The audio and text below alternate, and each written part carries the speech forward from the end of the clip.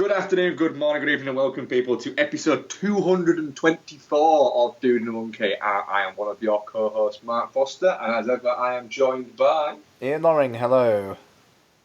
Hello, everybody. We have a double review show today for you lovely people. We're going to be chatting It, the new super movie, as I believe, I think one newspaper call it, which I found quite amusing. And we're also going to chat Wind River, the new film by Taylor Sheridan. His directorial debut, I believe. Yep. Quite right. Yeah.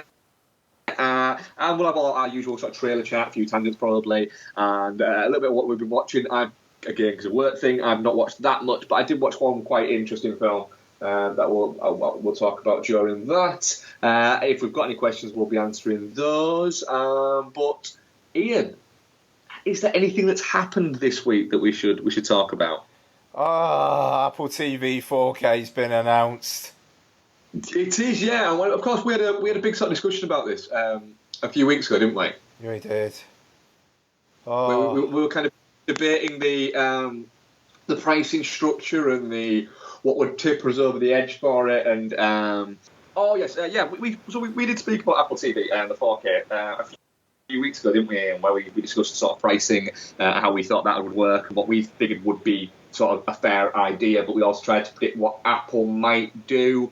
And it's fair to say they kind of surprised us a little bit, haven't they, with what they've gone for? Yeah, I mean, I think I actually speculated on the show when we were talking about it, that because this thing that someone noticed in their purchase history where it said 4K, HDR and HD in their purchase history, it was like, they're not just going to make everything 4K that was HD, are they? And yes, they are. Now, my concern over the last couple of days has been that detail has been a bit thin on the ground about what films are going to be 4K and when. Now, on the Apple website, they specifically have pictures of Logan and Wonder Woman on there. And in the keynote, they showed a clip from Spider-Man Homecoming, which I thought was interesting because that's distributed by Sony, but Disney distribute basically all other Marvel films. They're not one of the partner studios launching with this. So I thought that was a bit of a weird... We're going to make people think that Marvel are in when they're not. Which I thought was a little cheeky. But I am a little bit concerned that there's been no word on what 4K iTunes content is actually going to launch with it as of next Friday. I'm thinking it'll probably be a case of I'll plug it in next Friday and I'll find out what 4K content I've got then. Yeah, there is that. I was actually talking to Becky Foster the other day and was sort of mentioning it and saying that it was quite disappointing for people when they've been promised 4K bits if they're going to turn it on and go, right, brilliant, I've got a library of 200 movies, like let's say yourself, on iTunes, and then going in and 3 of them are available in 4K would be a bit of a Yeah, I mean, it's a high barrier for entry. It's £179 for the 4K Apple TV, which is a piss take, frankly. And the only reason why I am comfortable with it is the fact that I know that over time, I was thinking I was going to have to pay 20 quid for a 4K film. If I know I can get away with $13.99, that shit will add up.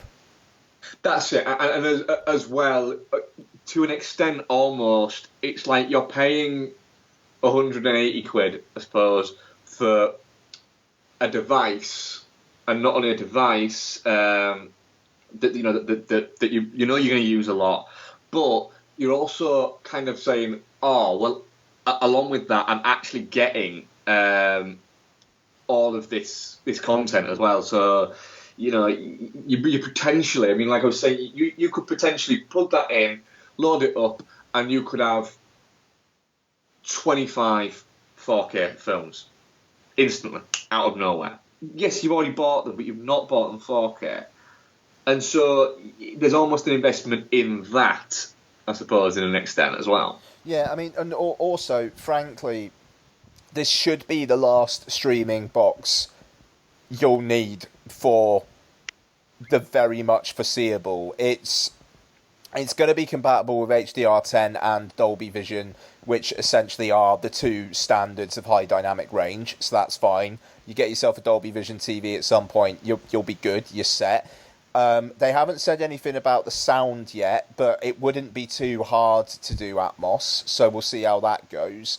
And yeah, I mean, like, the thing that I find stunning is the whole HD same price as 4K, and I wonder if that's because they know that there's quite a high barrier for entry already. I mean, like, Logan is $9.99 on iTunes at the moment. It's a tenner. If you're telling me that $9.99 gets me Logan in 4K and a bunch of extras, that's fucking ridiculous. I mean, that's great ridiculous.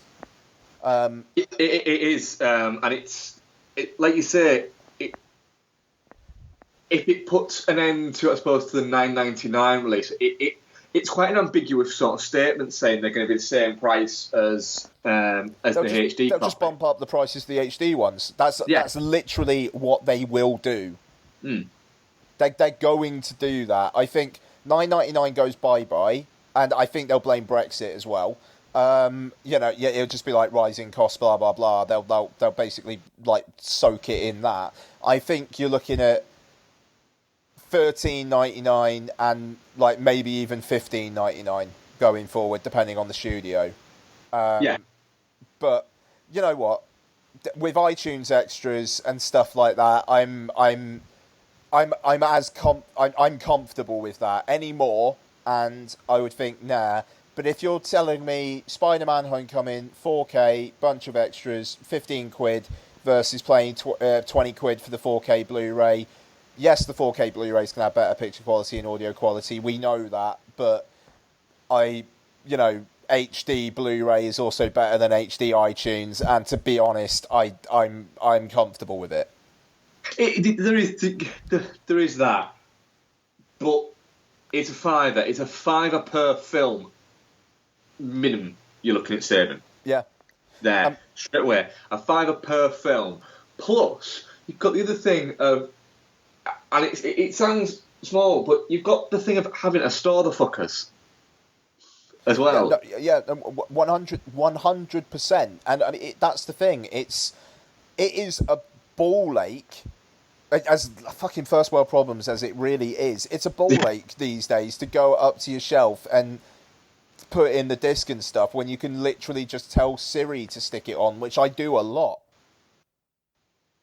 But that's It is. I mean, I'm in the process at the moment of getting rid of a lot of my Blu-rays, and it's I'm not gonna lie, it's a mildly painful process. In terms of it's a little bit like I kind of don't want to get rid of them because I don't like getting rid of things that I've collected. But then I'm very much of the other opinion of, well, do you know what? They're just sat on some shelves in my understairs cupboard, and I hardly ever fucking watch them. And so I've made an agreement to myself that I'll sell them, and the ones where if I had it on Blu-ray and I decide one day I want to watch it, I'll just buy it on iTunes. Yeah, there you go. That's exactly it. I mean, it just, my only quibble with iTunes at this point is the fact that I think their catalogue does have some omissions. I find it staggering that Studio Canal have not put Studio Ghibli on iTunes yet. I mean, there's two. Yeah. The Castle of Cagliostro, and it by all accounts, it's an awful copy. And there's something else, but I can't think for the life of me what it is. But yeah, so there's that. But I think that will come as well. It will come. Ghibli, the Ghibli rights holders would be mad to not release stuff digitally. It's just a matter of that's clearly just involved in some kind of little fucking thing to and fro. Yeah. No, I mean, that's exactly it. So 179 quid. I'll sell my Apple TV. I mean, the Apple TV I've got is still gonna be 129. The remote The glass is a little bit smashed on the bottom, but it's fine. It hasn't completely broken off or anything. So yeah, I sell my Apple TV. I get 80 quid, say, for my Apple TV, £100 difference, and then I've got 4K, but I don't have to pay any extra for the 4K stuff. Great. It's a win-win for you with this. I can see. I mean, to be honest, when you messaged me, I got quite excited about it 'cause I thought, "Oh, this is nice." Because now I kind of an excuse to get a 4K TV at some point. Yeah, I mean that's exactly it, and like it just the fact that next Friday I will plug this in, and hopefully, I've got over 200 films on iTunes. If I've got 20 4K films, that would be amazing. Yeah. That would be wonderful. But we'll see. I mean, like, I obviously I'll be talking about it on the show in a couple of weeks' time anyway, so we'll probably leave it there for now. But yeah, good stuff. And I will just say iPhone 10 looks like a beta product. iPhone 8 Plus all the way. I'll wait until they release one with all the kinks worked out next year. Thank you very much. Yeah, I'll just wait for an upgrade and get whatever phone's out at that point. Face ID is not going to be nearly as good as Touch ID. Last thing, sorry. Face ID. Yeah. I cannot think of anything worse than whenever I want to unlock my phone, having to hold it up to my face and just fucking looking at it. Yeah. How is that easier than how I do it now? Which is I picked up my phone right now and I've just put my thumb on it, and it's opened. Right? How is that? How is opening it and going and looking at it? It's uncomfortable. I don't want to do that. Yeah. I don't like looking at them. Do you know what one of the worst things that happens with my phone is? When I accidentally put my camera on and I see my own face, I'm like, oh, fucking hell, no. Yeah. Oh, I don't like that. I hate that. If I have to do that to open my phone, I'll just not open my phone. There you go. Yeah, I mean, it feels that shit feels rushed to me. It like, and that notch thing on the top as well. Just nah, not feeling it. Anyway, sorry. Yes, well, trailers, Ian. What have you seen this week? Yeah, man. So Ridley Scott has got another film coming out. No. That's just what? Motherfucker. How old is he? Is he like 70s? He's 70s, isn't he? Yeah, man. Oh, I mean, God, you can't criticise the guy. He works. Yeah, I mean, it looks good as well, man. Like that bit. I mean, did you see this trailer? Yes, I did. Yeah. Yeah. So all the money in the world. It's like it starts off and it's like, okay, like rich people, son kidnapped. Yeah, fucking great, whatever. And then just at the end, like, will you pay? How much would you pay to have your grandson freed? Nothing. Right, that's a character I want to learn about. It's just. Well, yeah, John Getty's a prick. Yeah, man. I mean, fuck, Kevin Spacey. Holy shit, that is. I mean, I don't know. I mean, he's Michelle Williams and Mark Wahlberg are decent actors, but it kind of looks like Kevin Spacey's just gonna fucking run away with this thing, and he says one word in this trailer. Yeah, I'll be honest. I always have a bit of a makes my teeth itch when people are overly prosthetic in things. And the thing is, it didn't look it in the shot where he delivers the line, but in the shot where they kind of say, "And Kevin Spacey is John Getty." It was a little bit like, oh god, he's very heavily made up. But then luckily, when it came back round to him saying nothing, he didn't look too made up in it. It looks a little more toned down, but it looks like an interesting. I mean, it's an interesting story. But yeah, like I know you're saying, it's going to be Spacey will probably have about 8 minutes screen time and he'll fucking steal the movie. Yeah, I mean, I'm very, very intrigued by this.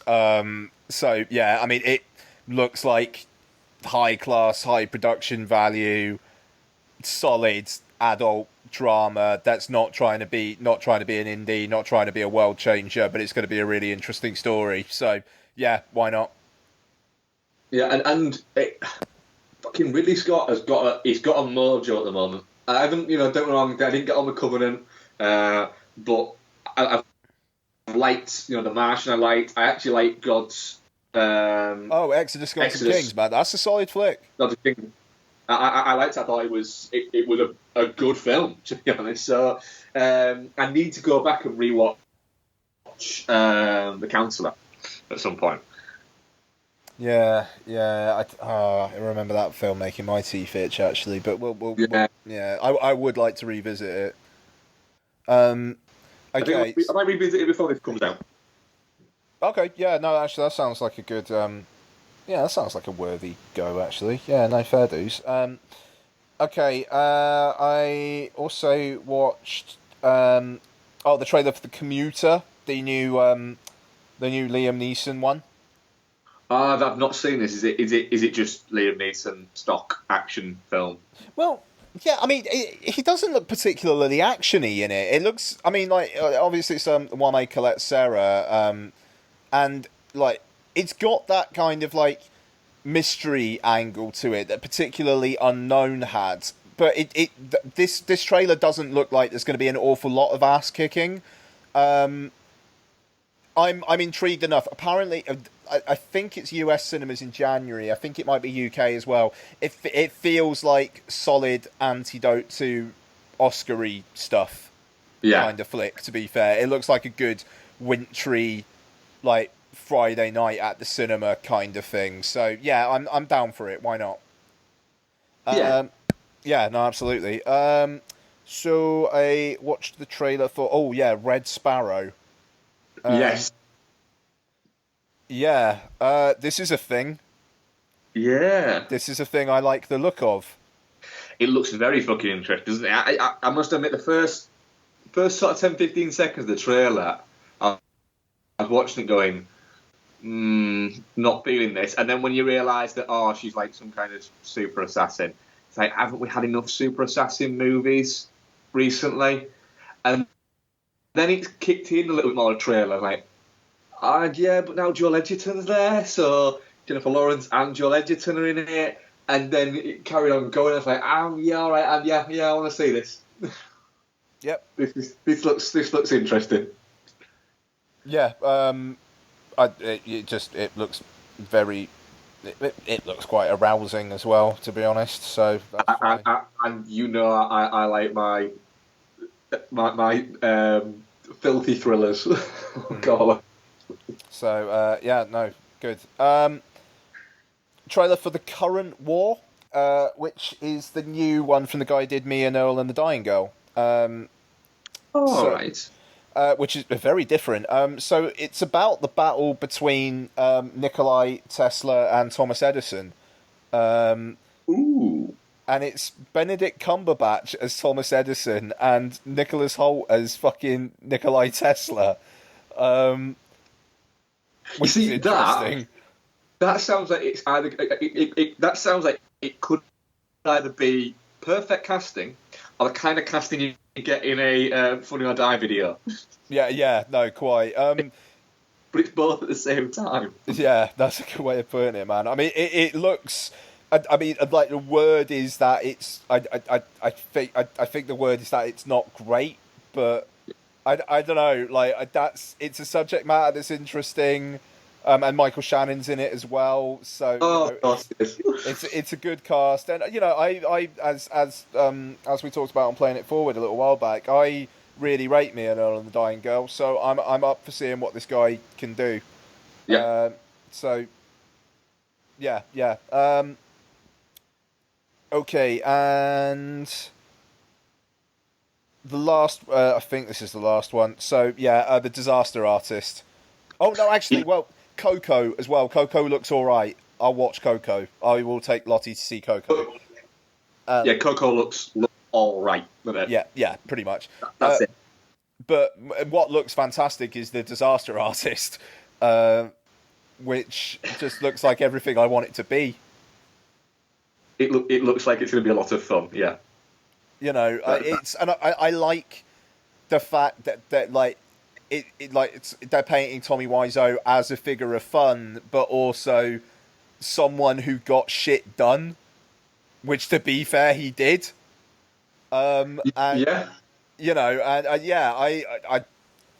that poster still fucking has me howling.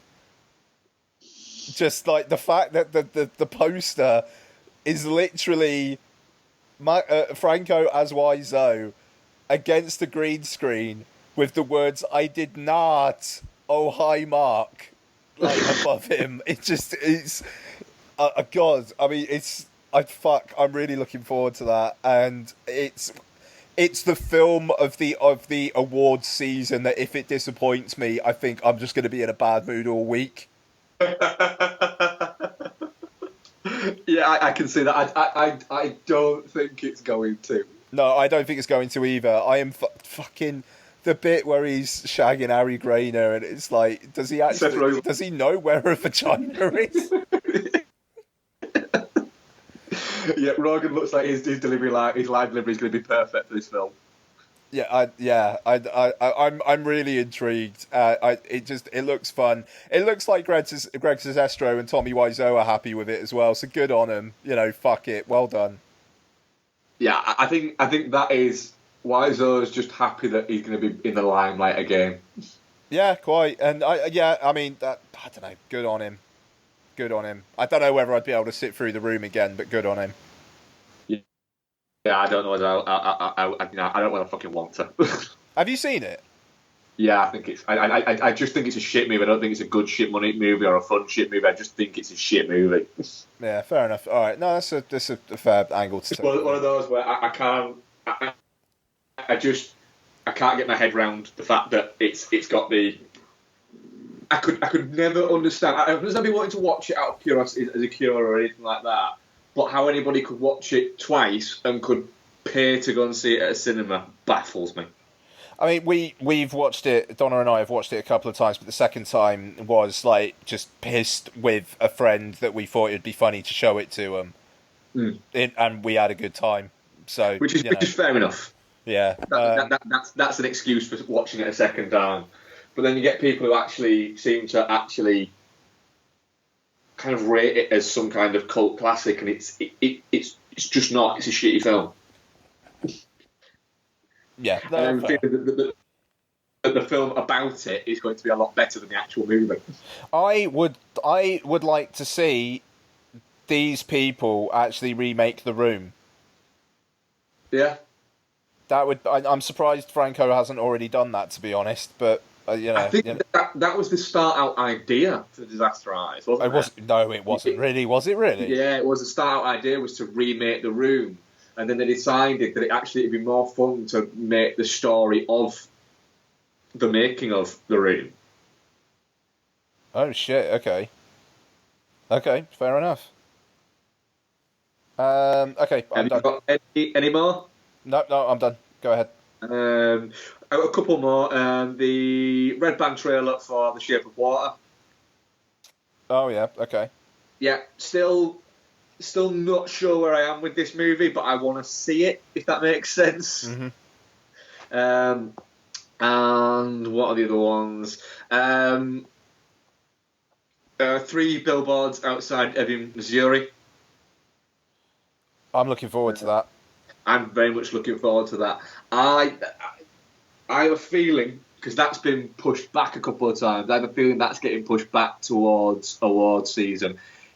There's no way a McDonagh movie is winning a big award, apart from maybe screenplay. Yeah. But Frances McDormand in Best Actress is a possibility.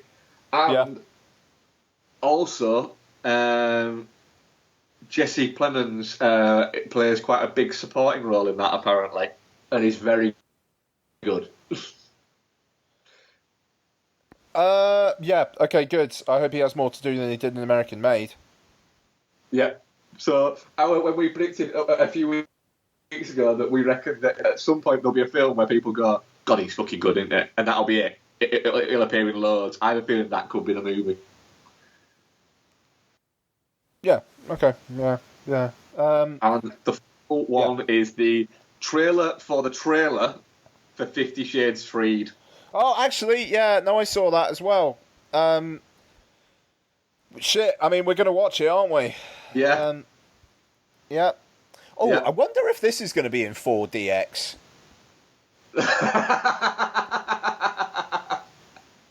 Oh. Oh, there'll be a spot where it tells you have to make sure you sit in a certain spot. Oh, I wonder if there's a splash zone. Oh, God. Oh. I'd go and see that in 4DX. I wouldn't. Cool. I need to get a bit more composure now. Yeah, it looks... Well, do you know what? It looks like the last instalment of the 50 Shades movies. It's just the film that everyone knows is coming and no one cares about. And I mean, we like the 50 Shades films, but I couldn't give a fuck. But, you know, it's like, fine, I'll watch it. Anastasia and what's his name, why not? I'll watch a bit more of that. The thing is, I watched the trailer and went, yeah, I'll be there on day one. Yeah, I don't know. I'll be there first screening because I think, do you know what? I went to the first screening in New York of 50 Shades of Grey. I went to the first screening in New York of 50 Shades Darker. I'm going to go to the first screening in New York. You've got to complete the trilogy. Yeah, it just makes sense. I hope Bassinger's back, man. Like, because it does kind of seem to be like it's going to be the fucking ex-boss who... like, oh no, Bassinger's basing it is back. Oh, she is. Oh, great. All right. The character's there. I'm sure she is. Good. That's fine. Cool. Right. So are we done with trailers? I believe we are. Cool. Right. Well, we shall move on to the first of our feature film reviews. And we are joined for this review by our Stephen King correspondent. Hello, everybody. You might have to move a little bit closer for my iPad recording because of my laptop issues. So yeah, we're going to review the Stephen King film It, directed by Andy Muschietti, and starring... Who does it star? Bill Skarsgård and a load of kids. Yeah, there's the one from Stranger Things and others. The one from Stranger Things, there's the one from something else, and there's the one from something else. But it's kids. There's some kids in it. There's the ginger girl that looks about 5 years older than the rest of them. There is the ginger girl that looks like 5 years older than that. I'm glad at some point in the film they mentioned looks extremely like Molly Ringwald. So, yes, story of It is, it's set 27 years after the Release. Book is set and after the TV miniseries is set. Yeah, the release of the film is 27 years after the miniseries was released, and the book is set. We worked it out, didn't we? Near as damn it, 27 years after the book's set. So obviously 27 is quite an important number in the book and the story and the film and whatever. With it being 27 years between its manifestations. So the just to get it straight in my head, then. So the kids section in this is basically the same year as the adult section in the miniseries. Pretty much, yeah. Right. Yeah. Okay. Cool. Okay, that's a good little thing. Okay. It's a good weird little Easter egg that's in there. But we sat down and worked it out, didn't we? And so I went, hang on a minute. Ooh, that's quite. It's a nice touch, It's a nice little touch, yeah. So it's been in development for quite a while. Originally, it was Gary Pugliano was going to direct, but then it was passed over to Andy Muschietti. And it's the story. Georgie is a young boy, and his brother Bill makes him a little sailing boat that he goes out and uses in the rain. It goes into a storm drain, and in the storm drain, we are introduced to Pennywise the clown. And I don't think we need to really go into that much of the synopsis of it because I think people know it. Don't they? Let's be honest. I think people have seen it. I think people have seen it. It has made a fuck ton of money. It could be classed as. But Ian, what did you think of it? Yeah, I really enjoyed it. I thought it was a bit long, to be honest. Even though I think it doesn't help that the third act I don't think it's quite as strong as some of the stuff before it. Even though saying that, the first act, you've got to have each kid gets scared by it kind of one after the other for like a solid 15 minutes at one point. That felt a bit... There's a lot to cram in there. I mean, the book, majoritively, the kids' stuff. So if they're going to try and do it, I mean, following the same formula as the TV miniseries, essentially having two parts, one as kids and one as adults, has dictated that there's an awful lot more to fit into this one than there will be to fit into the second one. The word is that the second one's going to have, like, flashbacks and stuff, so I wouldn't be surprised if they try and juice up because one of the things that I think works is the Stranger Things kind of nostalgia for the 80s, and I think if you can put some more of that in Chapter 2, that's going to please people, I think. Yeah, absolutely. And I think that was it was a strong point of the film, the fact that it's I think I just talked to Bex about it after the film and saying there's almost like an Amblin meets New Line Cinema kind of vibe to it. Spot on way of putting it, that, yeah. Yeah, which was really cool, and I think that's I actually similar to you, that I thought it was a little bit too long. I felt that there was not a point where they could have cut. There was no point where you could have cut 5 minutes out of it, or you could have got rid of that character or that particular section. But I think they could have polished up 15-20 seconds here and maybe cut out 10 minutes out of that, essentially. I disagree with you on this. I don't think that's the case. I think, again, coming from the perspective of reading the book rather than just looking at it as a remake of the TV series, it's a lot of what makes it work is the stuff between the kids and the moments of levity between the moments of horror. And the thing is, what they would have done, because the horror bits are essentially the set pieces, they would have shaved it off the moments where it's just them goofing around. And if you take that away, then you take away... They beat him by working together and being this solid unit that he can scare one of them, but then the rest of them rally around. And the reason that they actually managed to semi-beat him is because they have this connection. And then if you take all the moments where that connection's been built away or shorten them or whatever, then you don't get the same kind of feeling from it, I don't think. Which is a fair point. Yeah, it's a difficult one, I think. I mean, I don't know. It kind of discombobulated me as well. I don't know if this happened with you guys, actually, but... So I went to see it last Friday, and it was fucking rammed, and it was a great atmosphere. I mean, and fair play, people shut the fuck up, but reacted in the ways that they were supposed to. But as soon as as Pennywise went back into the fucking drain, a load of people left. We had that happen, actually, didn't we? We had a few people leave. Oh, I didn't notice anyone leave early on. I just noticed someone leave like 5 minutes before it finished. Yeah, when Pennywise went in the drain, they left. That's when they left. Do you mean right at the end, Ian, or do you mean... Literally,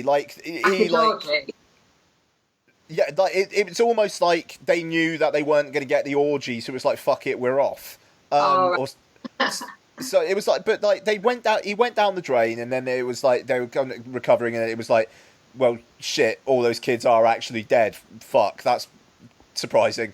But then, like, literally, maybe about 20 fucking people just left, and it was like, you've been here for like 2 hours 5 minutes. Why don't you just stick around for the last 5? You know? Yeah, we had a couple leaving that thought it was a little bit like, yeah, it's the same thing, isn't it? It's like the movie's not finished. Where are you going? Yeah, so I mean that kind of discombobulated me a bit towards the end, but it just, the third act felt a little bit like, right, okay, fine, she's been kidnapped, so now they're gonna have to fucking try and find her, and I thought there was some interesting stuff in there, like the visual of Pennywise opening his mouth and then being like the fucking light in there. I mean that was surprising. I think it was a good way of, because the lights are the dead lights, which I mentioned, I think, in the TV miniseries and definitely in the book.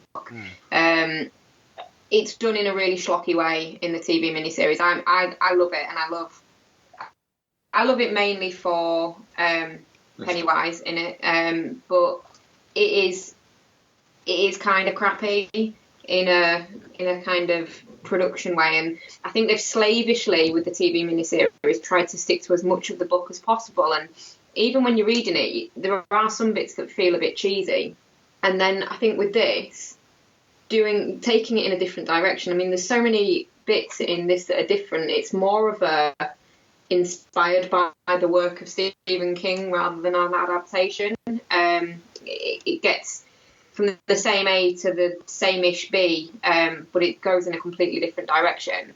But it's nice. The Deadlights are quite a big part of the story, and to incorporate them in a way that just makes a bit more sense I think it was a good way to take it. I think if they tried to do it in the same way that they do in the book, it wouldn't have worked, and you'd have had to have an orgy in there, and it would have been inappropriate.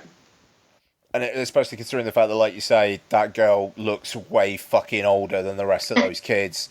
And I've seen a lot about the whole. Technically, it's not an orgy; it's a train. Just pointing it out. Yeah. I've seen a lot about the lack of train in the film, and I feel a little bit like it's. Well, for a start off, I don't know when Becky told me about that, and I thought she was joking. And this was years and years ago when she told me about what is it in the book, and I was like, "Are you kidding?" She's like, "No." That's a bit fucking creepy. And I know Becky at that point said, it feels a little bit creepy, to be honest. Yeah. And it's kind of like, there's no way you could put that in a movie of this kind. And also, there's no reason why you should. It doesn't...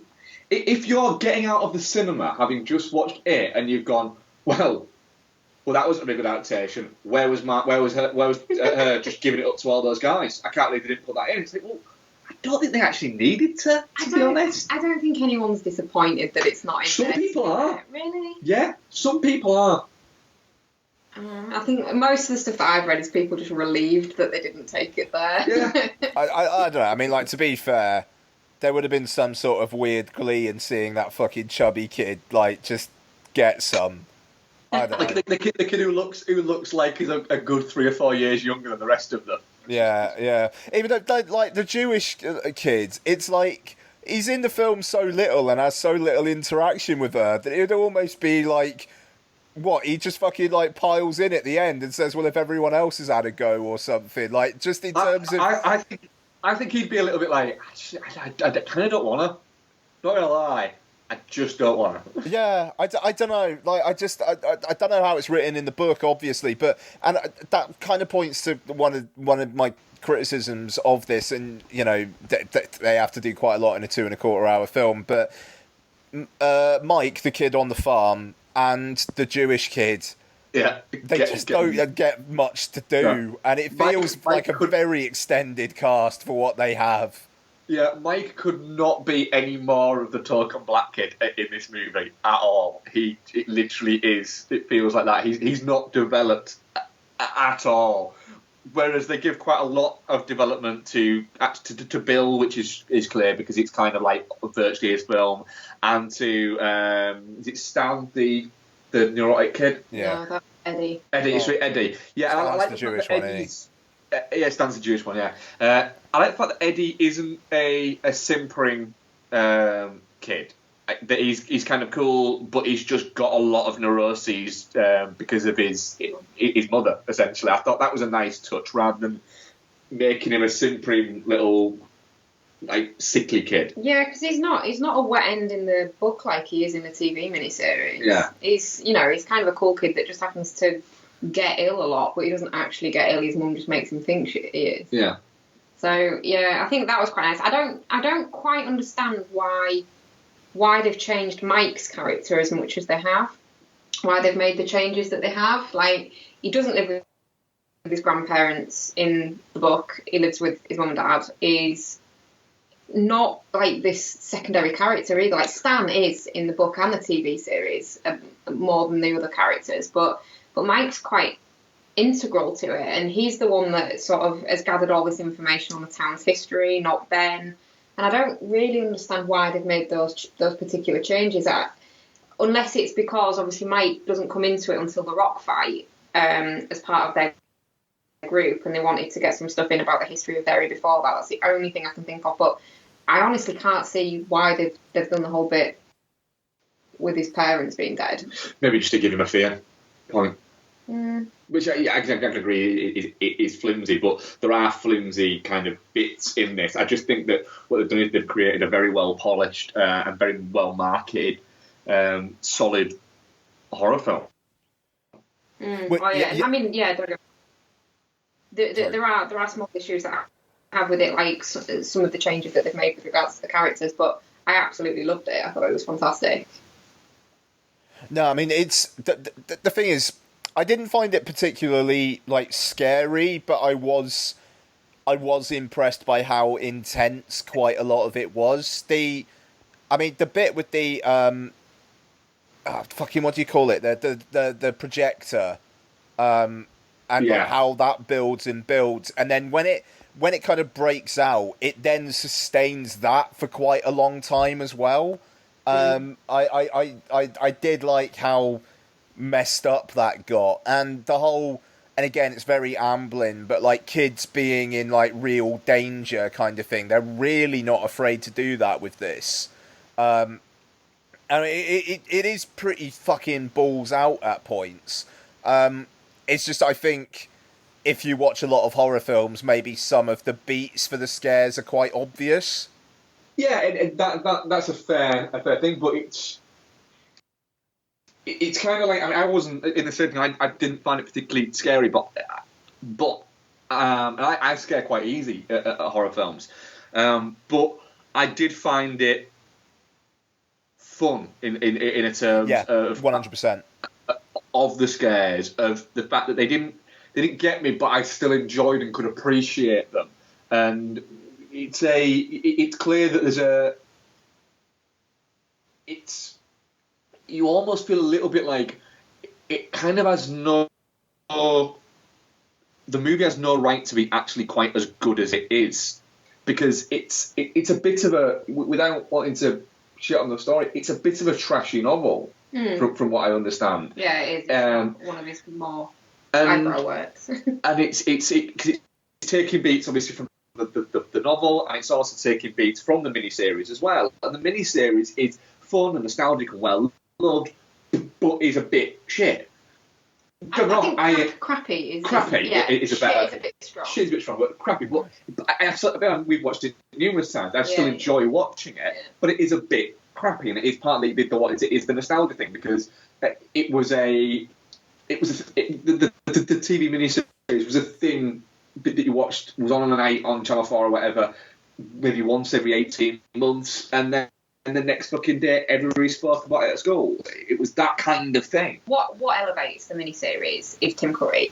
It wouldn't be anywhere near as well loved as it is if probably not. His performance is fantastic, and the thing is, because I've reread it numerous times, and it's always Tim Curry as Pennywise that I see when I'm reading those scenes. He is ingrained in my mind as being Pennywise, which is why I was so concerned when the pictures started coming out of Bill Skarsgård as Pennywise, because it just doesn't look the same. But I think he really nails it, to be honest. I thought he was very good at it. He had a certain creepy playfulness to it. I think just before we get off the topic of whether it's scary or not, I read something the other day about it that I think really kind of gets it right, which is that it's not so much a scary story as it's a story about people being scared, and if you empathise with the people, you feel that along with them. Mm-hmm. So it's not so much that you're scared watching it, but you're scared for them in that situation. I mean, that's it. I mean, the thing is, Mark hates kids, so it's a real. I imagine he just sat there stony faced and dead inside. But the fucking start with Georgie. Yeah. Just like the way that he's a bit freaked out by Pennywise, like he's not completely convinced. Yeah. You know, like, it makes it worse. He really has reservations, but he just really wants that fucking boat back, doesn't he? Straight up, you know, and and just. Oh, hello, you're right. Oh, yes, please. Is she asleep? It's 7. Bloody hell, sweet. Okay. Oh God. Sorry, Lottie started school this week, and she's been asleep like really early, and it's been amazing and terrifying. Anyway, sorry. Very cute uniform, by the way. Oh, thanks, man. Yeah, no, she she wears the shit out of that uniform. Fair play. Yeah. Anyway, so yeah, it just so that's the thing, and then later on when the one kid like basically breaks his arm, and oh, by the way, as well, Georgie getting his fucking arm bitten off. Jesus Christ. Yeah, that's out of nowhere. Like, it's mean, but it's this weird. It manages to toe the line between being actually upsetting and fun really well. Even though it kind of went more upsetting in the opening sequence for me, but later on, like when they're in that house, it is kind of weirdly fun. What, in the scary house? Yeah. Yeah, but there is. It is like the doors, though, like the doors they have to pick, like the not scary, really scary. That was brilliant. It's carrying on the kind of the Pennywise is supposed to be kind of mischievous. I think that's kind of missed a little bit in the miniseries, but he's supposed to have this kind of that side to him, and it's kind of playing with that and taking it on like a funhouse kind of vibe, isn't it? Yeah, no, that's exactly it. I mean, there were elements of this that reminded me of Drag Me to Hell, just in the kind of like the whole having quite a lot of fun just fucking with the victims. Yeah. So and it's even though Drag Me to Hell has an intensity to it that I still remember now. Like that film gets its fucking scares down. But yeah, sorry guys, continue. Yeah, and just saying, in terms of the cast, I think all the cast are pretty solid. All the kids, none of them are glaringly bad. There's different levels. I don't think any of them are even remotely bad. I think Chubbs could have been a little bit better, but I think he's really good as Ben. He is how you imagine him in the book. But the standouts are Chubbs anyway. Why? It's why. It's fine. But I think that the girl and the kid who plays Bill are the kind of standouts for the kids to me. I don't know, I thought the kid out of Stranger Things was really good as Richie. He's not quite as out there as he is in the other two iterations of this, but I think he's quite good in it.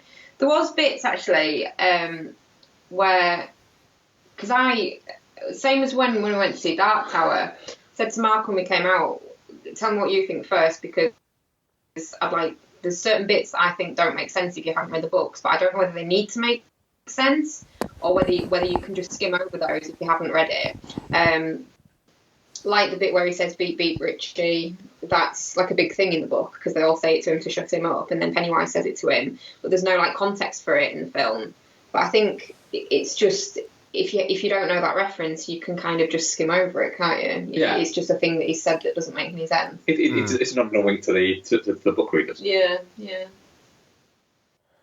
It's I don't know. It's so weird that there's been 2 Stephen King adaptations in the space of a month, and they've both gone so differently in terms of like what's happened after they've come out. Like, I feel really bad for the Dark Tower.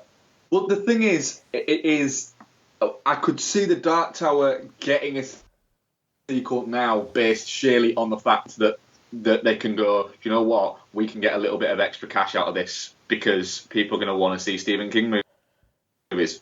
But the thing is, there's going to be that. It's going to be Stephen King horror films, though. That's the thing. Like that is the other bit. I dread to think if somewhere Warner Brothers are thinking Shining remake. I think the next one. I don't think they'll touch that one. They might do the sequel. Oh, Doctor Sleep. Yeah. Yeah. Okay. You've got the next one coming up is the Mike Flanagan Netflix film of Gerald's Game, isn't it? And then there's the J.J. Abrams TV series, Castle Rock. Mr. Mercedes is on America at the moment. Mr. Mercedes is on America at the moment. It's on Netflix. It's on Netflix. Which is supposed to be shit, isn't it? Yeah. So it's. I mean, there'll be another It film. I think they're looking at next October. I think are they looking at that? I think it's going to be 2019. Like, it's not been written yet, so like I think there are ways out. Well, that's it. You know that, and I think Andy Machete, was it you were saying, Bex, he's looking at doing Pet Sematary. Yeah, he wants to do Pet Sematary. So we're gonna get a steady little slew of them, and I've seen a lot of people saying, off the back of this, because we do seem to be wrapping up on this a little bit, is that it'll prompt studios now to start throwing more money at horror and doing horror, and it'll be a great thing for horror. But actually, studio horror's in a pretty good place at the moment, as is. I think mainstream horror's been better than indie horror the last couple of years, man. Yeah, I maintain that. We've said this quite frequently, haven't we? Yep. That, with the Insidious movies and the Conjuring movies and the whole world that they've created, plus films like Blumhouse, like Don't Breathe, and Lights Out and things like that were solid studio horror movies. And we've gone back to the time of like that kind of nuance in mid 80s, sort of early 80s time, where horror was something that studios did to earn a quick buck. It's you can make them for what is almost considerably peanuts, but most of them make at least their money back, and every so often you get one that does like what it has done, and could gross 400 million by the time it's finished. I mean, that's the thing. I mean, like, they could make it Chapter 2 with 3 times the budget, it make half as much, and they're still in the black like a motherfucker. Yeah. They expect it to be big. They didn't expect it to be this big. No. I mean, like, the pre-release tracking, Warner Brothers was saying we'd be good with about 60. We think about 60, and then as it was like approaching release, it was like they were saying, like, the prognosticators were going, it'll be about 80, and then just over the weekend, it was like, this might do 100. Okay, it's going to do 103. And then it did like 120 in the US alone, added a shitload internationally. I mean, UK, biggest horror opening of all time. Yeah. £10 million. I mean, that's insane. The thing is, I think it's starting off from a really good kind of base to jump off from, because loads of people are scared of clowns, and loads of people know that they're scared of clowns probably because of it. Even if they've never read it or seen it, they've seen the imagery and stuff like that. It is just one of those kind of things that's seeped into everyday culture as a work, I suppose, as a thing. It's just everyone knows about it, even if they've not seen the TV series or read the book. They know who Pennywise is. They know kind of what the story is. So there's that sort of that saturation of, it would actually be really quite interesting to see a new one. And the fact that it's been done really well, the fact that it's tapping into this whole, like you say, this whole 80s nostalgia thing that's going on at the moment, I think they've played a blinder with it, to be honest. Yeah, no, absolutely. It's, I mean, like, fucking New Line's marketing department must have been just rubbing their hands in how much bonuses they were going to be getting. It's fuck. I mean, between this and Annabelle Creation, I mean, like, they've had an amazing month, and I mean, August and September, they're not horror months. Nope. I mean, what's coming out in October? Oh, it's fucking Jigsaw, isn't it? Jigsaw. Ugh. Yeah, that franchise that will not fucking die. And the thing is, it's like, I could see that making some money opening weekend and then dying a death, and people being like, well, we don't need to do that again then, do we? I mean, yeah. And to be fair, that fucking weekend, Stranger Things Season 2 comes out, so maybe good luck to it, because I think I'd rather be watching 10 episodes of Stranger Things than going out to see Jigsaw. Yeah, true. Fuck, man. Yeah, no, for sure. Actually, I just got to say as well, Pennywise, the drooling he does and the way that his eyes go in separate directions when he's thinking about the fear. Yeah. That's such a weirdly cool directorial choice. Pennywise is really good in it, to be honest. And I personally found it quite scary. I know you didn't particularly, did you, either of you? But no. I actually found it quite scary, and there was a few points where I was like, grabbing your hand, wasn't there? Yes, there was a few points where you're grabbing. But it's more because it's tense, I suppose, and it goes back to what I was saying. Like, if you empathise with the children that you clearly hate. I don't empathise them at all. No. At all. But yeah, and Bill's so sad about Georgie.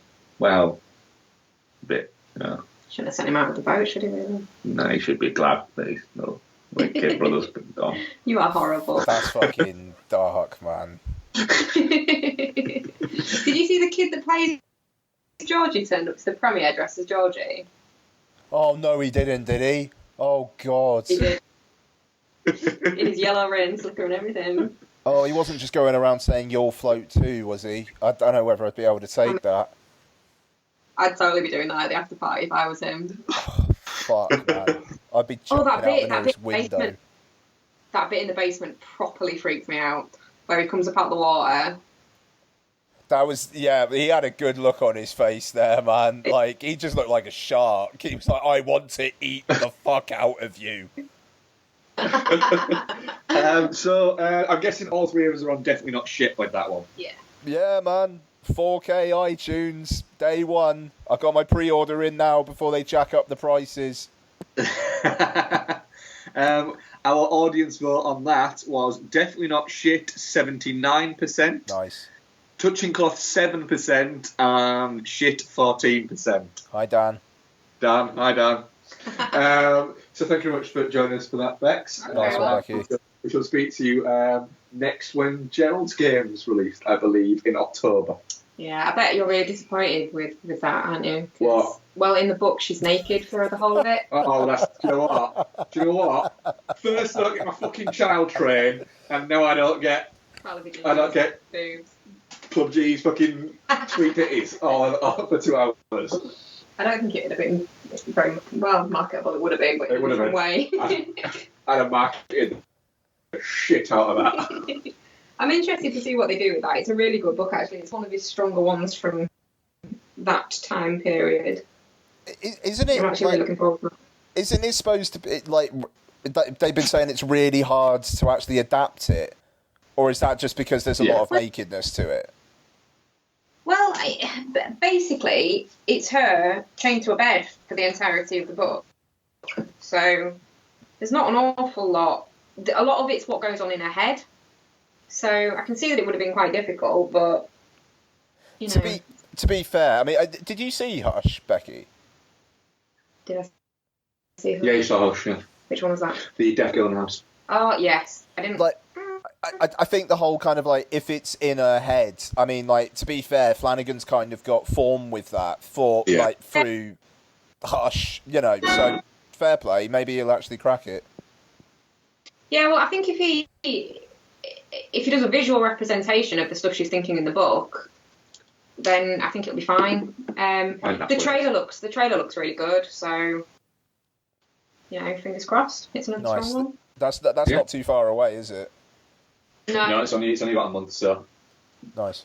They'll market the shit out of that now based on this. Yeah, you'd think so, wouldn't you? Fair dues. It'd be stupid not to. But then that's again, it's not another like balls out horror like it is. There's not many, I suppose, that are like it. That kind of gory horror. Pet Sematary is very similar in tone. Around the same time, wasn't it? Yeah. But Gerald's game is more psychological, so got to get people on board for something a bit more visceral. I mean, they can just say from Stephen King, the mind behind It or something, you know, and like boom. Well, yeah, true. It's an easy trailer now, yeah. Yeah. Right. I'll see you all later.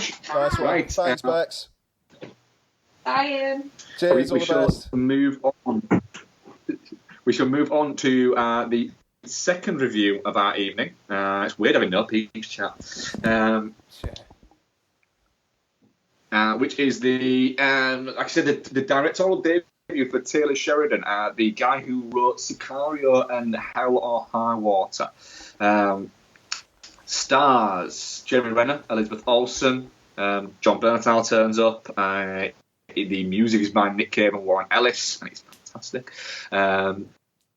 So, based on an actual true story, film opens up with an Indian, not Middle Asia, Indian, red Indian woman running across a place in Wyoming, essentially, and running through the snow, and then a body is found by Corey Lambert, who is played by Jeremy Renner, the girl's body, obviously, out on the Indian reservation, the Wind River Indian Reservation, which obviously is a real reservation because it's based on a real story. I think it is the third biggest Indian reservation in the States, I think it is.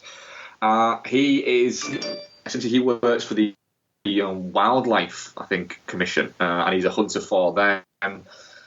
He has some ties to the Indian reservation because his ex-wife is from the reservation. There is already established very quickly, isn't it, that he's got a son and he had a daughter that has since passed, and this starts bringing up memories, this girl's perceived murder, and then Elizabeth Olsen comes in as a member of the FBI to kind of investigate and see whether or not it's actually a murder or not, and ends up investigating said murder. We'll get more into the story as we go, because it's there's a lot of depth within the story going on, is what I'll say there. Ian, what are your thoughts on Wind River? Okay, so yeah, I enjoyed Wind River. I think Sheridan, I mean, it's his first film. I think he definitely, with this film, he's better as a writer than a director. But I thought it was a pretty strong debut. It's that kind of middle tier, mid budget adult drama thing that's getting squeezed out of cinemas of late. I mean, it wasn't really playing that many places around here. It wasn't playing many places around you. No. Even though I know the distributor's actually new to the UK, which probably doesn't help with that kind of stuff. But it yeah, I don't know. It felt like a kind of a rare treat to see something like this on the big screen, as did, to be fair, Hell or High Water and Sicario. So the thing is, it didn't quite do enough to really floor me. I thought Elizabeth Olsen's character was set up to be quite interesting, and then basically turned into shoulder to cry on for Jeremy Renner, and then someone for Jeremy Renner to save. So I was a little bit let down by that. I know you just mentioned the music. I found the music quite intrusive at times. The music or the score? Well, the fucking when he was when he was just chatting, or singing through the score. song. I can see your point there. It was just the music itself, yeah, fine, but just him. It's right, who's talking? Right, is this supposed to be the almost like the atmosphere talking or something? Is it? Yeah. I was wondering if they were being that fucking maybe slightly pretentious about it, but maybe not. But yeah, they are. Yeah, okay, fair enough. But saying all that, I mean, I thought there were a couple of interesting touches. The first shot of John Bernthal and the context of that, I thought that shit was really clever. Yeah, the way that you think that the door is opening, you think that the fact that you don't know it's a. Remember, guys, we're all spoilers all the time. That you don't know it's a flashback at that point. You think that he's Pete, and he's not. He's Mike. That was a really clever touch. Yeah, no, I mean that was great. And yeah, I mean the ending I thought was, it was all right. It was pretty good. But again, I think maybe just because they built up Elizabeth Olsen and kind of she gets to show her spunkiness and whatnot, but then the last 10 minutes or the last 20 minutes is basically she's been shot, she's on a bed, or she's in a hospital bed, and here's Jeremy Renner. So I was a little bit let down by that, especially when Emily Blunt was such a complex, three-dimensional character in Sicario. she felt kind of 2.75D in this. And I would have, I don't know, I would have just liked a bit more. Because in the end of the day, she's just young woman who shows her wits through the course of the film. And like gains the respect of those around her. Great. Seen that a lot. Anyway, what did you see, man? Sorry, what did you think? I might be my film of the year. Wow, really? Yeah. Really? Wow. Yeah. Okay. I fucking loved it. Okay. I did. I thought it was in a similar way to I really got on with Sicario, and I really got on with Hell or High Water. I was the same with this. I think I can absolutely see your point. I think that he's a lot stronger as. Remember, we have to sort of caveat it with it being his first outing as a director. He's a lot stronger as a writer than he's as a director. But he's kind of done this frontier revenge trilogy of movies over the past few years with Sicario and Hell or High Water, and then this, which I think are three sort of quite spectacular movies, but very much in their individual own ways. I actually think that Elizabeth Olsen's character is actually quite interesting in the fact that, as opposed to Storytime, I actually quite enjoyed her and thought that it's her constantly basically just sort of saying, look, I don't really know what I'm doing here, so can you help me, anything like that? But she always felt like she was very much in control of the situations, and it was almost like she didn't have enough belief in herself that she was actually quite fucking good at it. And actually, the film actually at one point says this, where she says, "Thank you for saving me," and he goes, "I didn't. You kind of saved yourself a little bit." Yeah. You know, and when you look at it, she does. She does save herself, and she does. Fucking hell, she gets shot in the chest from point blank range, and still manages to get her shit together to fucking take out other people. I've got to say, that moment got more of a reaction out of me than anything in it. Like, when that blast happened, I literally involuntarily went, "Oh, fucking hell." You know? Well, that was it. It was. I mean, I was quite kind of like. Was the screen that I went to was very full, very full, which was quite heartening. And I messaged you actually yourself, Ian, afterwards and said there was a number of war counts, because the scene where you have John Bernthal in it, the flashback scene to how Natalie's murder, I suppose, not happened, but the situation how it escalated that created it was fucking brutal. It was very. In terms of, he's got form for this in the fact that he doesn't blink at doing things that might be very uncomfortable to watch. You know, We've got the opening of Sicario where you've got all the bodies inside the walls, for instance. It is a very uncomfortable thing.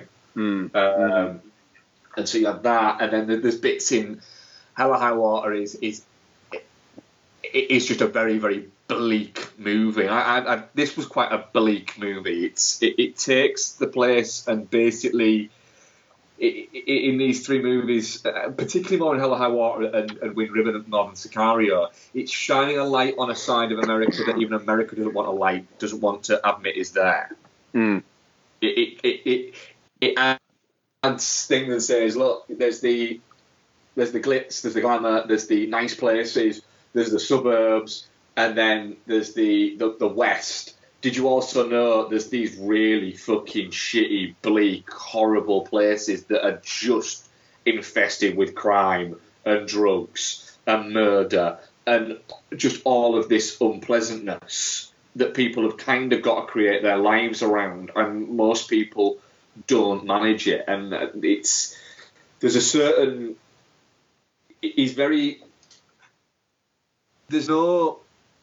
There's an earnestness, I think, to the movie that's there, in the sense that it very much is telling its story, and it's not afraid to, at points, teeter on the edge of melodrama.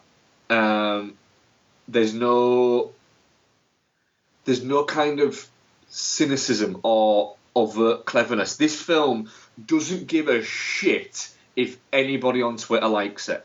It doesn't give a fuck. Yeah, it's a good way of putting it. It gives a fuck. I think it gives a fuck if print journalist critics rate it, but you don't give a shit if Slash Film likes it. Good.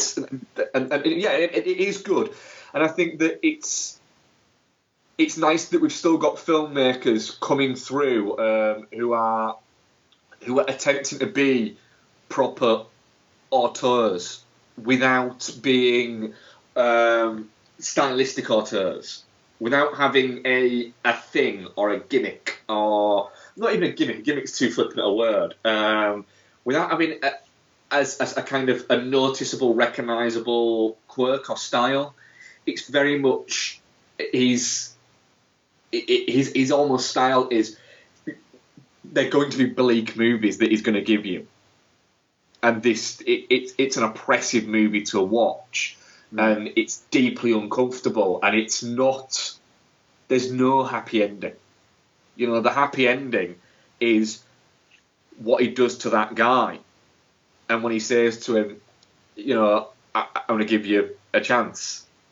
And then you quickly kind of work out, oh, fuck, he's going to make him run off. And the fact that he says, you know, what will you get?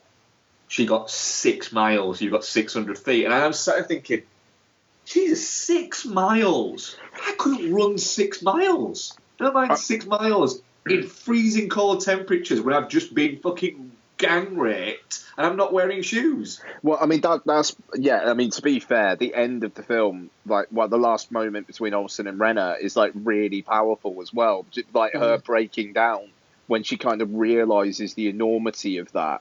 The film should have ended there. Yeah, the film definitely should have ended there. Yeah, the film should. I think the film should have ended there. But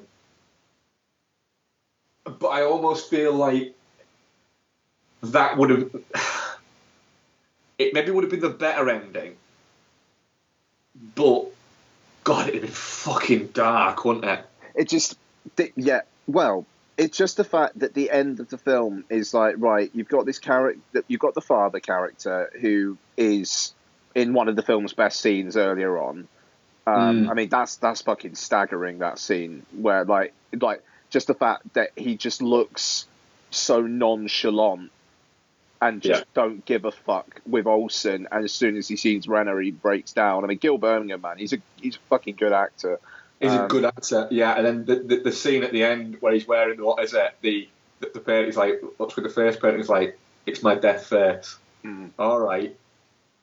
But then he's like, right, I'm gonna go clean this shit off. You know, I like that. But no, I mean, just the fact again, it kind of it feels like, right, so the end of the film is basically saying that the important thing is the relationship between Renner and the father, or something. And the father's saying, "Oh, whatever the kid's name is called me today," and it's a bit like Chip. I don't really want the film to end on those two, and there be like, you know, I want it to end on Renner and Olsen. Yeah, I thought switch the two scenes round. Yeah, you actually that's spot on right. It could have been. I think the only thing is, I think that the original ending to the movie was the Olsen Renner ending. I think the other ending was added later on because I think that Taylor Sheridan wanted to end it on the reservation.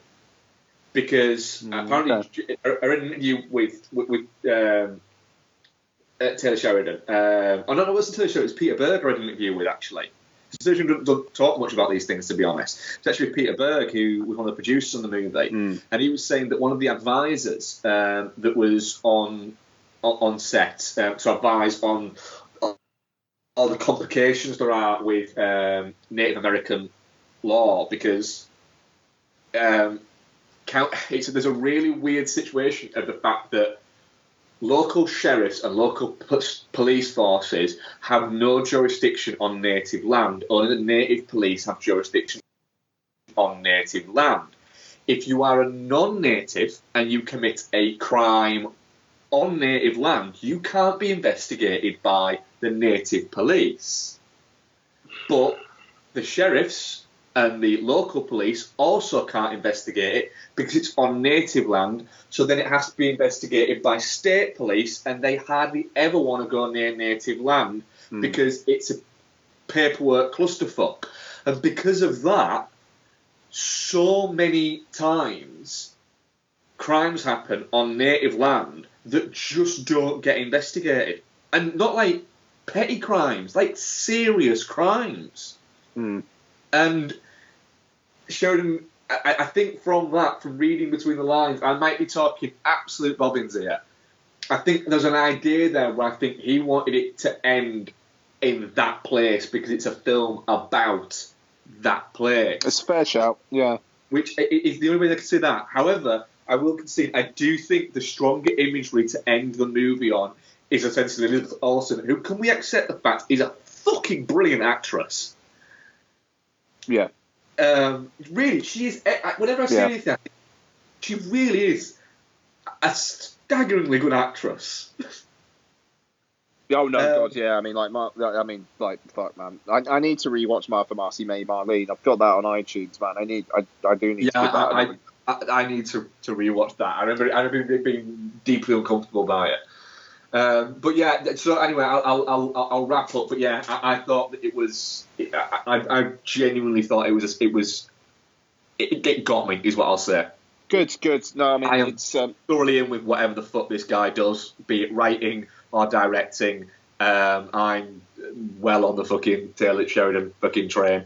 I mean, again, to be fair, it was a film that I didn't check the time once while I was watching it. You know, I'm getting better with that actually, but yeah, I didn't check the time once, so I didn't either actually. I was very much there was bits, and I'll admit the scene in the trailer I was very uncomfortable in. Oh God, yeah.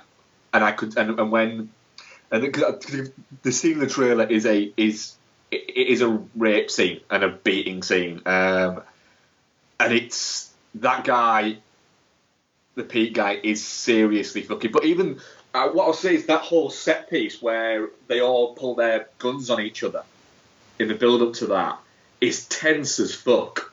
Mm-hmm. Oh God, because you know something's gone on, and the only person who manages to keep their shit together again is Elizabeth Olsen's character. Who basically, in the middle of all of them going, you don't have jurisdiction here, you can't do it. In the middle of all that, she basically stands up and goes, hang on a minute, FBI, actually, I have jurisdiction over fucking all of you. Yeah. Put your fucking guns away. And the fact is, they all kind of do. You know that something's about to go on, but it then explodes, and you don't expect it to go from where it is and how sedate and bleak and sort of, but in a very nuanced way, it then goes fucking full ball very fucking quickly. Absolutely. Yeah, I'm looking forward to seeing it again, see if it wasn't just a very strong cinema experience, or if it was essentially that I just really, really got on with it. Yeah, I think you'll still be there on it, to be fair. Yeah, audience vote, definitely not shit, 91%. Sweet. Touching cloth, 9%. Hi, Dan. Yeah, and as well, it's done quite well actually. As well for the limited release it's got globally, it's easy made its budget back and then some. What's it about? 20-ish? Budget 11 million. Yeah, like how much has it made? I think it's done about 20 in the US. 30 million worldwide so far. Yeah, good for it. Good for it. You know, it's still got Canada to open out. They're very much that kind of serious Hollywood, or essentially like the Weinsteins, that have kind of gone, hang on a minute, we might have one here. We might have one that's going to produce big films for us in the coming years. And I have a feeling that he's going to get given, right, as long as you're within, as long as you keep on writing 40, 50 million budget movies, he's gonna keep on making them for years to come. Mm. Yeah, no, very good, very good. I mean, it's number 4 in the US at the moment, so yeah, not doing too bad at all. They released it at the right time as well, I think. You know, I mean, God, it's made a good amount more than Detroit. That's really surprising, actually. But I mean, God, Detroit's the runtime, man. I'm telling you, Detroit is the runtime. It's why we haven't seen it, I think. It is. It is why we both haven't seen it. I would really like to see it. I love Catherine Bigelow movies, but that runtime just fucking it creates havoc with listings. That is totally one where when they do the fucking iTunes pay 25 quid and you get to see it at home. That's one of those ones where I'd actually think about that. Oh, well, I'd have paid 25 quid to watch that at home. Happily. So, Ian, what have you been watching this week? Cool. Just to check, how long have you got, man? I'm good. So, like, I'm good for about another sort of 20 minutes. So I'm good. Okay. All right. Okay. So, what have I been watching? Okay. So, I did an impromptu installment of Ian Gets Educated on the Patreon. Because Darren Aronofsky literally mentioned it in an interview as an inspiration for Mother, I watched Louis Spoonwell's The Exterminating Angel. So that's on Patreon. I'm going to say nothing because that's for Patreon folks. So I watched an It's double bill. I watched IT. So Pierce Brosnan, he's a really wealthy guy, and he gets this IT guy in to save his ass at a presentation, and then for some reason he's like, do you want to come around and look at my shit at home and see if you can speed up my internet connection and whatnot? And then this guy puts some dodgy firmware in his car, and it turns out this guy's a bit of a psychopath, and Pierce Brosnan basically doesn't let him fuck his daughter, so he's like, right, I'm going to make your life a living hell. And he turns his smart home against him. He turns his car against him. And it's basically like a 90s tech thriller, but someone Googled smart home. It's kind of about it, really. It's on Netflix. I think it kind of feels like it went straight to Netflix, because I think it came out on iTunes like 2-3 weeks ago, and it's already on Netflix. And I don't think it got a cinema release. John Moore directed it. The guy who directed A Good Day to Die Hard and Max Payne and Flight of the Phoenix and whatnot. So, you know, he's not a no name. It's rubbish, you know. But I don't know. I got a couple of laughs out of it. Like literally, like this guy, like Pierce Brosnan is like driving his car, insulting this guy, like driving really fast in his car. And wouldn't he be thinking, like, hang on a second, this guy put some like shit in my car, some like new military grade GPS stuff. Maybe I shouldn't be driving really, really fucking fast and insulting this psychopath at the same time, because you know what happens? He makes him crash his fucking car like a treat. It's very, very silly. It's really fucking dumb. It's a new Pierce Brosnan movie. They're all kind of silly. He's trying to do the Liam Neeson Taken thing, but still be as suave as he thought he was when he was Bond. And it's just been a little bit... I do feel a little bit like Pierce Brosnan is sitting down and going, Pierce, at what point did you think you were good? At what point did you go, I'm actually quite good, rather than, oh yeah, I'm just late 80s, early 90s handsome. Yeah. I don't know. I mean, like, he was an executive producer on this as well, and it just, just stop it. But it's on Netflix, like, midweek. Like, if you're just a bit brain dead and you just need something to watch, it's not the worst thing, but it's pretty bad. Okay. So better stuff. Dope. Which is the the Rick Fumiwara. That's how I'm going to try and pronounce his name. So the guy who was going to direct The Flash, kind of like made his name with Dope. So bit of a festival favourite a couple years back. But I don't. Yeah, but I don't think it did very well. Rick Famuyiwa. So apologies. I quite enjoyed this. So basically, story is these three kind of outsider kids who like early 90s hip hop, and the lead one has like a flat top haircut and stuff. They get into a bit of trouble when, due to some happenings at a club, one of them ends up with a shitload of dope in his bag, and it's basically like other warring parties are after it, and what's he going to do? It's this coming of age thing which like has some really good, interesting direction to it, which at the end decides it wants to be a really socially aware thing about how people aren't what they are on. You can't judge a book by its cover, essentially. And it really, really hammers it home in the last scene. And the film was an awful lot more subtle than it was up to that point, and it slightly took the sheen off for me a little bit. It doesn't know whether it wants to be just quite a goofy coming-of-age teen comedy drama, or this thing that has got shit to say. And it, yeah, I don't know. It feels slightly torn, but I enjoyed it. It's on Netflix, and it's worth your time. Cool. Yep. Another coming-of-age one, The Edge of 17. Oh yes, this was on it's on Amazon Prime, I believe, is it? Yeah, it's where I watched it. So this is a very well reviewed film from last year, written and directed by Kelly Fremon Craig.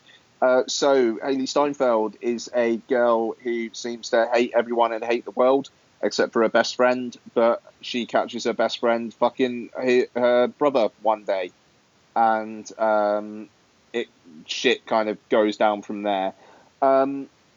There's a very, very, very unrealistic depiction of a schoolgirl and teacher relationship, not in a sexual way, just a funny kind of almost buddy relationship between her and Woody Harrelson.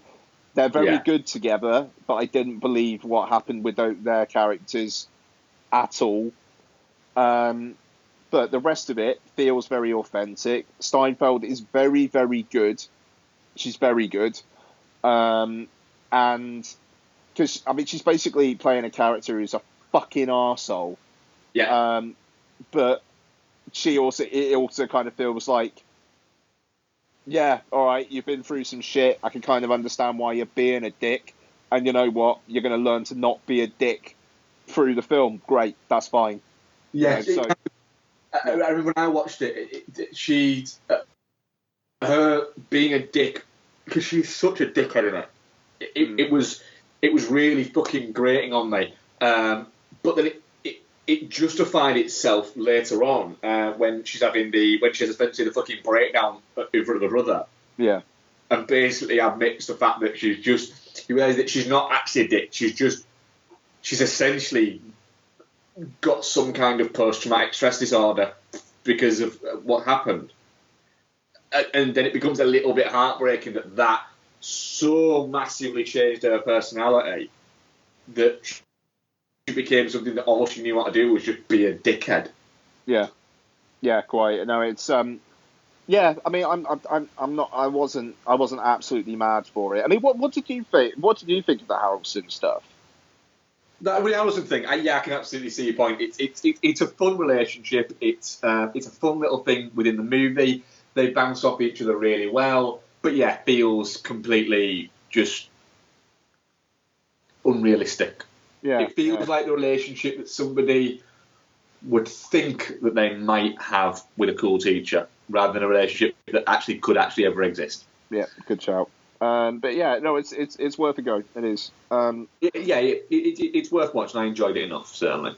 Cool. A couple other things. Rewatched Black Swan in preparation for Mother. That film is a fucking nightmare, like in the best way. Like the last half hour of that film is like just an anxiety fucking dream. I genuinely really fucking wish I got on with Black Swan. Oh man, I really, it's one of those. I really wish that what everyone else sees. I wish I saw that, but I just, for some reason, don't get me wrong. I don't think it's a bad film or anything like that. I'm not saying that you're wrong about it. It's just when I watch it, I go, yeah.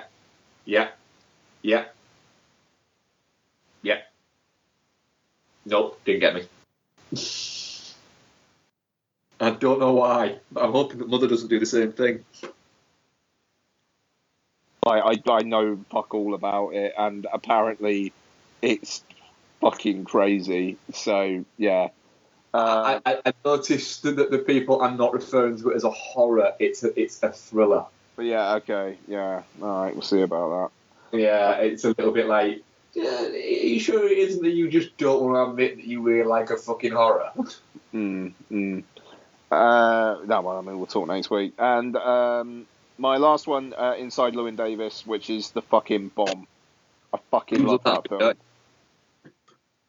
I fucking love Inside Llewyn Davis, man. Like, the look, some of the fucking looks he gives people when he just wants them to shut up. Like, it's great. I need to rewatch that. Sorry? I definitely need to rewatch that. I've been meaning to rewatch it for ages. I've actually got it on Blu-ray. I've been meaning to rewatch it. But for ages, I enjoyed it when I first watched it, but I didn't love it. But there've been a few Coen Brothers movies where I've watched them the first time and kind of gone, all right. But then when I've subsequently watched them, I've got more from them. Oh, it's so good, and the shit it leaves hanging as well is just great. It's one of those ones where it just does feel like you're just with this character for a week, and then he's just going to go on and live his life. Like it's so lived in, and I fucking that film, man. We'll talk when you watched it again, but it just that thing really fucking speaks to me, that film. But yeah, that's going to rewatch it for next week.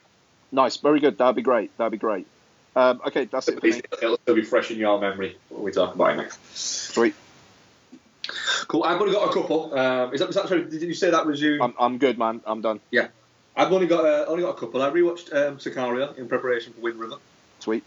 It's a fucking great film. Sicario, it really is a great film, and it's a great film because it's for a lot of reasons. First of all, the acting is spot on. Emily Blunt is very good. Benicio del Toro is great, and Josh Brolin, same. They're all very, very good in it. Also, as well, it's a really strong story from Taylor Sheridan. But also, well, you've got to throw in the fact that it's a Denis Villeneuve film, who is a fucking really interesting director who does really interesting shit. And then, of course, you've got the fact that it's fucking Deakins as well to throw in there. And it's Jonah Johansson doing the score. It's literally a load of people who are really fucking good at doing what they do, making a movie about people who are really fucking good at doing what they do. Yep. And it's just, it really is a cracking movie. I think because of its subject matter and its tone, etc., I can see why it didn't get the awards attention that it maybe should have got, because it kind of falls in that category of something like Heat, for instance, in the fact that Sicario was one of the best films of 2015, without question, in the same way as Heat was one of the best films of 1995, without question. But it didn't get any of the kind of recognition beyond the people who recognised it, I suppose. Yeah. Yeah, absolutely cracking film, well worth a rewatch. Absolutely. And I also watched Ordinary World. The what? Ordinary World. Have you heard of this one? Ordinary World? Oh, yeah. Yeah, this is the cast. Selma Blair, Kevin Corrigan, Judy Greer, Fred Armisen, and Billy Joe Armstrong. Fuck yeah! Okay, I saw the trailer for that. Yeah, totally. Okay, yeah. How is that? It's a fun film. Yeah, okay. It's a really fun film. 86 minutes long, which Sweet. it benefits from, in a sense that its story should be told in 90 minutes, and it tells its story in 90 minutes. So the story of the film is Billy Joe Armstrong plays a character called Perry Miller, who in 1995 was in a punk band called the Skunks, and they were sort of one of those bands that were a big local band, and they were on the cusp of making it big. And then it fast forwards to 20 years later, and Perry is married to Selma Blair. He has a couple of kids, including a new baby with her. She's a district attorney, and he works with his brother at the hardware store that their father left them in his will. So Perry is he's still a little bit. He still clearly is in love with his music and still wants to do his music, but he's not. Billy Joe Armstrong doesn't play him as a complete kind of like he's never been able to grow up and he's never been able to detach, and he still lives this punk lifestyle. He very much is. He's just a guy who is turning 40. Essentially, the film is set on his birthday, and he's turning 40. But everyone's forgotten that it's his birthday. So he thinks that everyone should be making a bit of a big deal about it because it's his birthday. But his wife's forgotten, his kids have forgotten, and his brother's forgotten, and so his brother ends up saying to him, "Look, here you go. Here's $1,000. Go have a party, get this out of your system, and get yourself back on track." So he goes off, rents a hotel room, and decides to throw a party. But the party just doesn't. It's not kind of what he wants, and all these things just kind of happen around it, which I won't go into too much detail because I don't want to give away kind of spoilers in a way, I suppose, for it. But Billy Joe Armstrong is, what I'll say is, he's not the best actor in the world, but the part he falls in the part quite nicely because he genuinely comes across as just quite a nice guy, and the character comes across as just quite a nice guy, and the whole thing just feels like a sweet little 90-minute movie. It feels like it should have been made in 1995, not in 2016 or 15 or whatever it was made. But yeah, I really quite enjoyed it, to be honest. It's funny enough, but not laugh out loud funny, and it never gets mean or takes itself too seriously, I don't think. Okay, all right. What was that on? Is it I watched on Sky. Sorry? I watched on Sky. Oh shit! Okay. But I'll be very surprised if it isn't on Netflix or Amazon Prime before the end of the year. Oh, very good. But yeah, it's worth a watch. Yeah, Okay, certainly. When it crops up, you could easily watch this on the train to work or train them. Okay, that'll do. Very nice. Some solid Judy Greer action as well. Do you like me some Judy Greer? I know you do.